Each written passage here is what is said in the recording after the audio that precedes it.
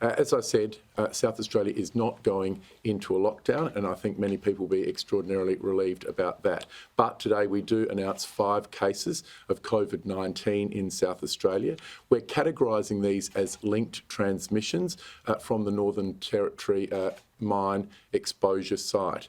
After testing negative on day 1 and remaining at home since Saturday, a miner who worked at the mine and returned to South Australia has returned a positive test yesterday. His wife and 3 of his 4 children, all of whom have also been at home since Saturday, have also tested positive.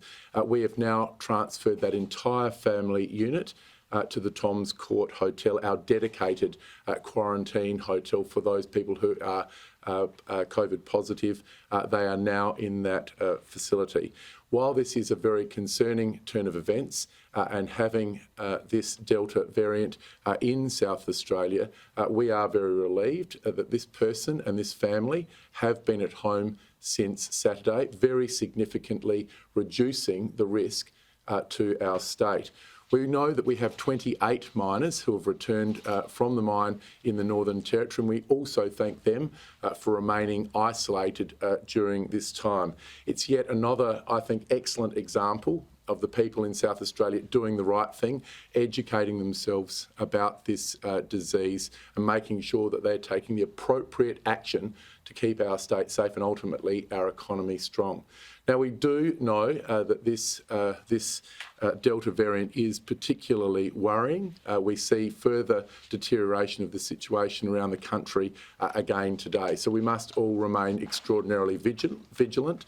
The Directions Committee has met this morning and they have decided to put some additional restrictions and recommendations in place so that we can make sure that we stay ahead of this variant. The direction that will be coming out later today will be reducing home gatherings to 10. So for the foreseeable future, we're going to reduce that down to 10 people. We also give some strong recommendations. The first of those is that if you are out in public, then we are recommending that you wear a mask. We think that this will help to keep us protected. So if you're out in a shopping centre where it's very difficult for the contact tracers to know who you've been adjacent to, then we're asking you to wear a mask.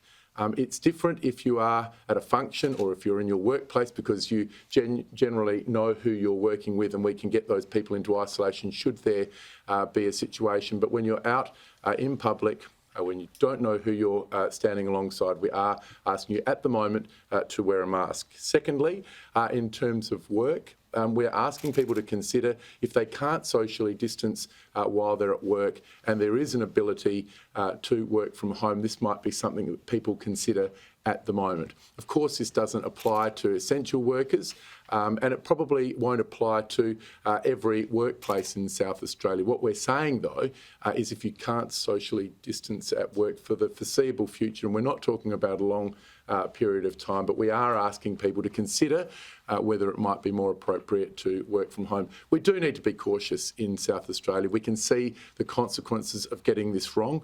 At the moment in Australia, we have a lockdown in New South Wales, Queensland, Northern Territory, and in Western Australia. We don't want a lockdown in South Australia. And again, I thank the people of South Australia for doing everything that they possibly can to keep our state safe and our economy strong. And again, I give my strong recommendation to the people of South Australia. If you develop any symptoms whatsoever, go and get yourself tested. And we have excellent testing results again from yesterday, so thank you very much. The second thing is when you become eligible to have your vaccination, please go and make sure you have that vaccination. And thirdly, we're asking people again, especially at this time, to be very vigilant with the use of QR codes. Because this is the first line of defence for our Communicable Diseases Control Branch, the people that need to do that contact tracing, often in the middle of the night, but they can access that data. They can access that data and start putting people into quarantine as quickly as possible. Time is of the essence with this disease, especially with the Delta variant, and so we're asking people to use the QR readers.